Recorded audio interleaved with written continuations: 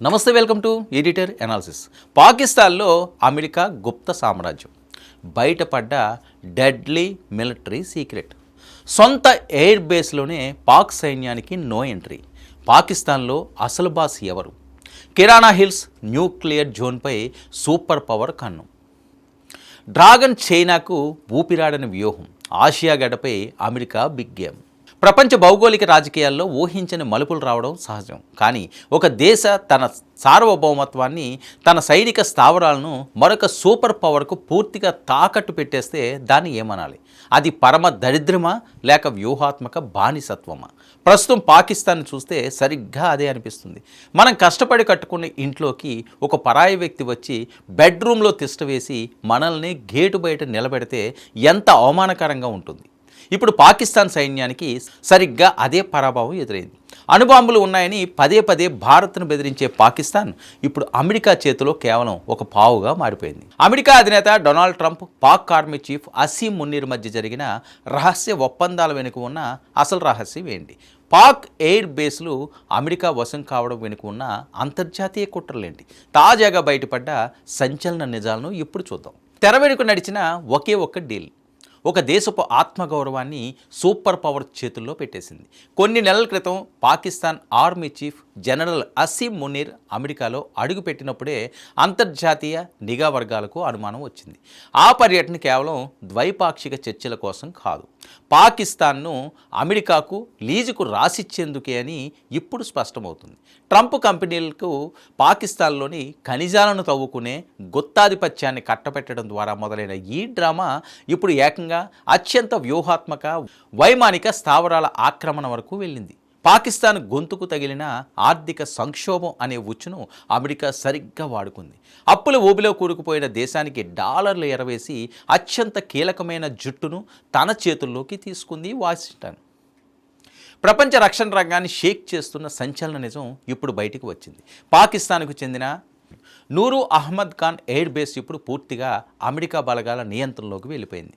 అక్కడ అమెరికాకు చెందిన అత్యాధునిక 5th జనరేషన్ యుద్ధ విమానాలు F-35లతో పాటు F-16 ఫైటర్ జెట్లు మోహరించాయి. కేవలం విమానాలు ల్యాండ్ అవ్వడమే కాదు, ఆ ఎయిర్ బేస్ చుట్టూ ఇప్పుడు అమెరికాకు చెందిన కమాండర్లు పహారా కాస్తున్నారు.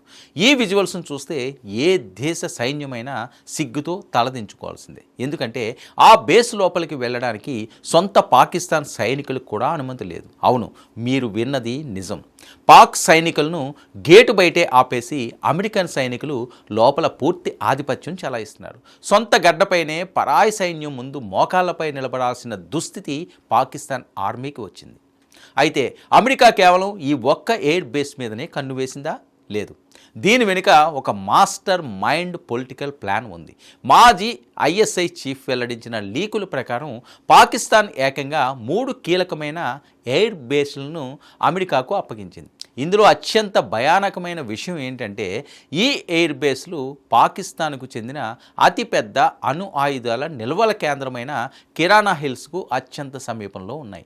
ప్రపంచంలోనే అత్యంత ప్రమాదకరమైన ఉగ్రవాద మూలాలు ఉన్న పాకిస్తాన్ చేతిలో అణుబాంబులు ఉండడం ప్రపంచానికే ముప్పు అని అమెరికాకు బాగా తెలుసు. అందుకే ఒకవేళ పాకిస్తాన్ మరింత అరాచకత్వంలోకి జారిపోతే ఆ అణు ఆయుధాలను తన ఆధీనంలోకి తీసుకునేందుకు వీలుగా ఈ ఎయిర్ బేస్ల ద్వారా అమెరికా పాక్ న్యూక్లియర్ కేంద్రాల చుట్టూ ఒక వ్యూహాత్మక వలయాన్ని నిర్మించింది.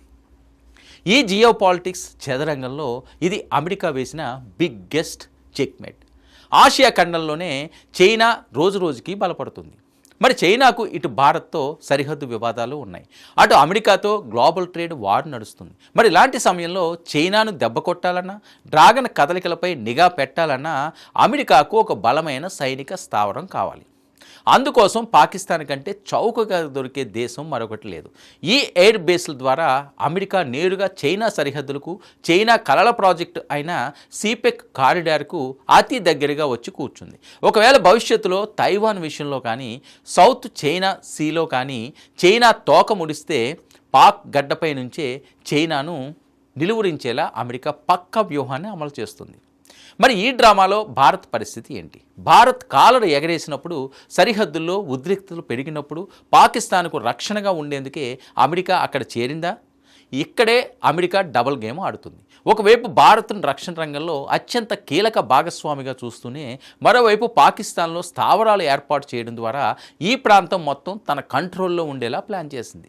పాకిస్తాన్ ఆర్థిక అవసరాలను, ఆకలి కేకలను ఆసరాగా చేసుకుని వారి సార్వభౌమత్వాన్ని లాగేసుకుంది.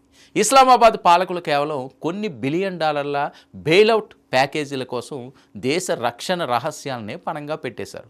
ఫలితంగా పాకిస్తాన్ ఇప్పుడు కేవలం కాగితాల మీద మాత్రమే స్వతంత్ర దేశం. ప్రాక్టికల్గా చూస్తే అది అమెరికా చేతిలో ఉన్న ఒక సైనిక కాలనీ మాత్రమే. సొంత సైన్యాన్ని కాదని పరాయి సైన్యానికి రెడ్ కార్పెట్ పరిచిన పాకిస్తాన్ పాలకుల చర్యలపై ఇప్పుడు ఆ దేశంలోనే తీవ్ర వ్యతిరేకత వ్యక్తమవుతుంది. కానీ నోరెత్తితే ఆర్మీ జైల్లో పెడుతుంది. ఆర్మీని ప్రశ్నిస్తే అమెరికా చూస్తూ ఊరుకోదు. చైనాను నియంత్రించడానికి, అలాగే పాక్ అణు ఆయుధాలపై నిఘా ఉంచడానికి అమెరికా వేసిన ఈ భారీ స్కెచ్తో ఆసియాలోనే అతిపెద్ద పొలిటికల్ థ్రిల్లర్ ఇప్పుడే మొదలైంది. ఒకవైపు చైనా నిర్మించిన ప్రాజెక్టులు, మరోవైపు అమెరికా సైనిక స్థావరాలు. ఈ రెండు అగ్రరాజ్యాల మధ్య నలిగిపోతున్న పాకిస్తాన్ భవిష్యత్ ఏం కాబోతుంది? ఇంకా అమెరికా వేసిన ఈ వ్యూహాత్మక వలలో చిక్కుకున్న డ్రాగన్ చైనా తదుపరి అడుగు ఎలా పడబోతుంది?